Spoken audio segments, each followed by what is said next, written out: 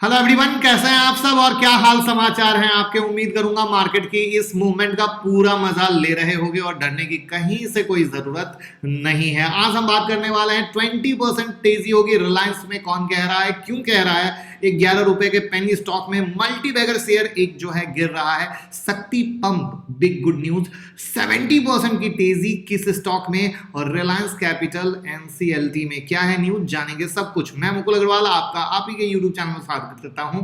जो भी नए लोग चैनल को सब्सक्राइब करें, बेल आइकॉन हिट करें, रात के 8:30 बजे का शो कभी मिस ना करें, जहां देते हैं कुछ ट्रेड आप कमा सकेंगे। स्टॉक मार्केट की किसी भी ब्रेकिंग न्यूज के लिए ट्विटर और टेलीग्राम से जुड़ जाइए, लिंक डिस्क्रिप्शन में है, बिल्कुल मिस मत कीजिएगा। कुछ फर्जी चैनल चल रहे हैं तो फर्जी में मत जुड़िएगा, लिंक डिस्क्रिप्शन में है, एक बार चेक कर लीजिए। शुरू करते हैं रिलायंस से। रिलायंस के शेयर में आज तेजी दिखी गई। कारण क्या है, क्योंकि सबसे पहले एयरटेल ने अपने टेलीफोन के प्राइसेस में, प्रीपेड के प्लान में बढ़ाए थे, फिर उसके बाद वोडाफोन ने किया और इसके बाद फाइनली जियो ने भी, रिलायंस जियो ने प्रीपेड प्लान की दरों में बढ़ोतरी की घोषणा की, जो 1 दिसंबर से चालू होगा। अब इससे क्या होगा, एआरपीयू बढ़ेगा, यानी रिलायंस की कमाई बढ़ेगी। और इन सब चीजों को देखते हुए कुछ ब्रोकरेज हाउस ने रिलायंस के शेयर का टारगेट प्राइस जो है 20% तक बढ़ा दिया है। वहां पे जेपी मॉर्गन का मानना है कि जियो के कमाई का जो अनुमान है 5% से 23% तक बढ़ सकता है। वहीं पर जो अदर ब्रोकिंग हाउस हैं उनका भी मानना है कि इनका एआरपीयू काफी बढ़ेगा। कोई लोग 2900 तक का टारगेट दे रहे हैं, बाय की रेटिंग दे रहे हैं, होल्ड की रेटिंग दे रहे हैं कि मतलब आप बाय करके होल्ड करें। इस तरह की कई सारी चीजें हैं। इसके अलावा इसमें refining, polyester margin, telecom tariff में बढ़ोतरी और रिटेल में जो मजबूत ग्रोथ है, इन सब को मिला के बिग टारगेट की बात की जा रही है, जिसमें 2900 तक का टारगेट दिया जा रहा है। वहीं पे दिन में एक और खबर आई थी कि रिलायंस ब्रिटेन के टेलीकॉम ग्रुप बीटी पर बोली लगाने की संभावना तलाश रहा है। इसे ब्रिटिश टेलीकॉम के नाम से जाना जाता है। लेकिन अब जैसा कि न्यूज आई मार्केट में, मैं हमेशा कहता हूं कुछ तेजी दिखी, फिर बाद में रिलायंस ने ऑफिशियली अनाउंस किया ये न्यूज गलत है, हम कुछ भी ऐसा नहीं कर रहे हैं। तो ये थी कहानी। अब आप कहेंगे रिलायंस में कौन सा ट्रेडिंग लेवल है, तो रिलायंस में कोई बाय या सेल का प्रॉपर ट्रेडिंग लेवल नहीं बन रहा है, इसलिए मैं उसकी सलाह नहीं दे रहा हूं। अब बात करते हैं 11 रुपीज के पेनी स्टॉक की। जी हाँ, वोडाफोन आइडिया, इसको मैं पेनी ही मानता हूं। कुछ लोग ना माने, उनका नजरिया है, मैं पेनी मानता हूं। क्यों?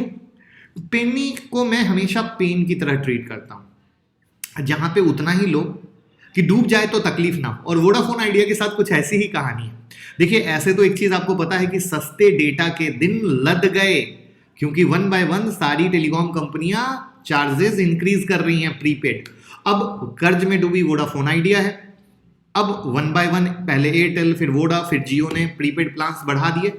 वहां पे हेवी वोल्टेज बाइंग देखी गई, हेवी वॉल्यूम बाइंग देखी गई और वोडाफोन आइडिया में काफी तेजी आप लोगों ने देखी। अब काफी तेजी होने के बाद वहां पर कहा जा रहा है कि इससे वोडाफोन आइडिया का एआरपीयू सुधरेगा, वहां पे उसकी अर्निंग में सुधार आएगा और इन सब न्यूज पे तेजी दिखी। एक तो आप जानते ही हो वोडाफोन आइडिया में प्रमोटर पैसा डालें या ना डालें, रिटेल वाले को पूरा भरोसा है और वो दबा के बाइंग किए जा रहे हैं, उनकी होल्डिंग लगातार बढ़ रही है। इसी बीच कंपनी ने फ्राइडे को कहा था, फ्राइडे जो बीत गया, कि उन्होंने 5G ट्रायल के दौरान 4 गीगा बीट पर सेकंड की स्पीड हासिल कर ली है और ये स्पीड 26 गीगाहर्ट्ज स्पेक्ट्रम बैंड में हासिल की गई है। अब इसे भविष्य की नीलामी में बिक्री के लिए रखे जाने की उम्मीद है। तो ये कई सारी चीजें हैं जहां पर तेजी देखिए, बट वोडाफोन आइडिया को और तेजी होने के लिए टेक्निकल पे मत भरोसा कीजिए। जो वीडियो में मैंने बात की शुरुआत की थी, वोडाफोन आइडिया को ट्रीट कीजिए पेनी स्टॉक की तरह, उतना ही लीजिए, पैसा डूब जाए तो तकलीफ ना हो, स्क्रीन से डिलीट कर दीजिए, रोज ना देखिए, खुशी से रहिएगा। रोज देखिएगा तो एक दिन गुड न्यूज, एक दिन बैड न्यूज, कई सारी चीजें आप झेलते रहिएगा, तो बेहतर रहेगा कि दिमाग से क्लियर विजन के साथ आए। अब बात करते हैं एक ऐसा मल्टी बैगर शेयर जो लगातार गिर रहा है। देखिए, उस मल्टी बैगर शेयर का नाम है आईआरसीटीसी। मंडे को करीब 9% की गिरावट देखी गई। क्यों? सबका इंटरेस्ट खत्म हो चुका है। म्यूचुअल फंड लगातार अपनी होल्डिंग को घटा रहे हैं, 4.78% से 0.69% कर लिया है। इससे पहले गवर्नमेंट ऑफ सिंगापुर ने भी आईआरसीटीसी में अपनी होल्डिंग को घटाया। 1.36% की होल्डिंग थी, बट जो 5 नवंबर को आई वहां पे उनका नाम नहीं था। जब से स्टॉक का विभाजन हुआ है, स्टॉक स्प्लिट हुआ है और गवर्नमेंट का जो वो ड्रामा हुआ है, उसके बाद से लोगों का विश्वास, लोग से ज्यादा बिग इन्वेस्टर का विश्वास आईआरसीटीसी से हट चुका है। वहीं पर रिटेल इन्वेस्टर की पोजीशन लगातार बढ़ती जा रही है। तो मेरा तो ये मानना है विश्वास आने में वक्त लगेगा। अभी चीजें ऐसे ही अटकेंगी, चीजें ऐसे ही लोगों को परेशान करेंगी। तो वहां पर 800 के नीचे पैनिक है, तो जस्ट वॉच की 800 के नीचे किस तरीके से रहता है। अब हम बात करते हैं शक्ति पंप की, जहां आज शक्ति पंप में आपने अच्छी खासी तेजी देखी। क्या थी अच्छी खासी तेजी होने की कहानी? तो अच्छी खासी तेजी होने की कहानी ये थी कि बोर्ड ने अप्रूव कर दिया है ईवी सब्सिडरी। अब कहोगे ये कौन सा ईवी बनाने वाले हैं? भैया ईवी का जमाना है, हर जगह ईवी ही बनेगा। तो यहां पर अब ये जो सब्सिडरी ला रहे हैं, वहां पे EV motor, EV charger, EV controller, बहुत सारे ऐसी चीजें ला रहे हैं जो ईवी सेगमेंट से रिलेटेड हैं। तो इस अप्रूवल के बाद कि ये एक रेवेन्यू जनरेट का सेगमेंट बनेगा, वहां पर ईवी में आप की न्यूज पे इसमें तेजी देख रहे हो। तो शक्ति पंप पे ऑलरेडी मैंने डिटेल वीडियो बनाई थी, आप लोगों ने भी देखी थी। तो बस अभी होने दीजिए, रेवेन्यू जनरेट करने दीजिए। स्टॉक अच्छा है, काफी ऊपर से गिरा है, तो लेट्स सी किस तरीके से कुछ रिएक्ट करता है। मोटा मोटा तो आप ये मान के चलिएगा कि जो इसका लो लगा है ना 550 का, वो मेजर सपोर्ट एरिया है, मेजर सपोर्ट एरिया। अब आप बात करते हैं 70% की तेजी किस स्टॉक में होगी। एक ऐसा स्टॉक जो कुछ दिन पहले ही लिस्ट हुआ था और उसका लिस्टिंग प्राइस था 695 से 712 का आईपीओ प्राइस था, सॉरी लिस्टिंग प्राइस नहीं, आईपीओ प्राइस बैंड था 695 से 712 का, और आज चल रहा है 575 पे। लोग बहुत बुरी तरीके से परेशान हैं क्योंकि जो लोग आईपीओ के टाइम में लिए वो फंस गए, और अब फाइनली जो आईपीओ के टाइम में लेकर फंस गए उनके लिए एक राहत की खबर है कि एक ब्रोकिंग हाउस इसमें 70% तेजी की उम्मीद कर रही है और बाय की रेटिंग दे रही है। मैं हमेशा कहता हूं ब्रोकिंग हाउस का काम है टारगेट को इंक्रीज करना, टारगेट को घटाना। प्लीज ब्रोकिंग हाउस के पीछे जाके कभी भी बाय सेल मत कर लीजिएगा जब तक कि चार्ट अलाउ नहीं करता है, वरना बहुत बुरे वाले फंसिएगा। वहां पर आदित्य बिरला सन लाइफ एएमसी में बाय की रेटिंग दे रहे हैं। इनका कहना है बहुत अच्छा ऑपरेटिंग परफॉर्मेंस है, अट्रैक्टिव रिटर्न है, इनकी आरओई सही है, ये अपने लिस्टेड पीयर से भी बहुत बेहतर काम कर रहे हैं, कॉस्ट कंट्रोल पे काम कर रहे हैं। लेकिन मेरा ये मानना है मेरे दोस्त, जब इसमें चार्ट पे कुछ गेम बने, सिर्फ और सिर्फ तभी 1 रुपया भी लगाइएगा, वरना बिल्कुल भी 1 रुपया मत लगाइएगा। ये मेरी रिक्वेस्ट आएगी, बाकी आपकी मर्जी। अब हम बात करते हैं रिलायंस कैपिटल एनसीएलटी में क्या है कहानी। तो देखिए आरबीआई ने मंडे को रिलायंस कैपिटल के बोर्ड को हटा दिया है और जो सारा रिजोल्यूशन प्रोसेस था उसको किक स्टार्ट करने के लिए एनसीएलटी में संपर्क करने का फैसला लिया है, नेशनल कंपनी लॉ ट्रिब्यूनल।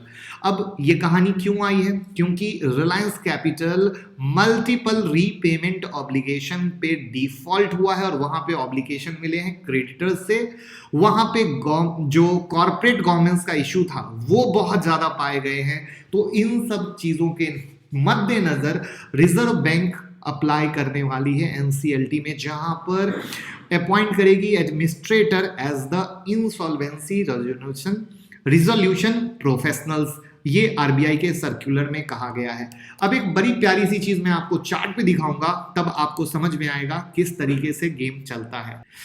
ये देखिए रिलायंस कैपिटल का चार्ट है, जहां पे किस तरीके से पंप हुआ था, लोगों का बहुत इंटरेस्ट आया था और उसके बाद ये स्टॉक डंप हुआ था। जब ये पंप हो रहा था तब भी मैंने बोला था, आज भी मैं बोलूंगा। ये बहुत लर्निंग का सब्जेक्ट है मेरे दोस्त, जहां पे आप लोगों को सस्ता शेयर बहुत अच्छा लगता है और कोई भी मार्केट में न्यूज आती है, बट आप लोग ये नहीं समझते कि बहुत सारी चीजें होती है जो रातों रात कभी नहीं सुलट सकती, उसमें एक लंबा टाइम फ्रेम लगता है। तो आई होप अब रिलायंस की कैपिटल की इस न्यूज़ के बाद थोड़ा आपको समझने को मिले। आपका क्या विचार है कमेंट बॉक्स में ज़रूर बताइएगा। अब हम बात करते हैं निफ्टी बैंक निफ्टी के चार्ट पे चलते हैं, जहां पे निफ्टी का चार्ट प्रॉपर 130 का जो रेसिस्टेंस था वहां पे 160 का रेसिस्टेंस लिया, वहां से गिरा है। तो कल के लिए भी अब ये हो गया ये लेवल 130 से चेंज होके 190 के पास का। तो ये जो रेसिस्टेंस है कल के लिए 180 190 के पास का रेसिस्टेंस है। इतना ही फिलहाल फोकस रखिए बैंक निफ्टी में कि इसके नीचे अंडर प्रेशर है।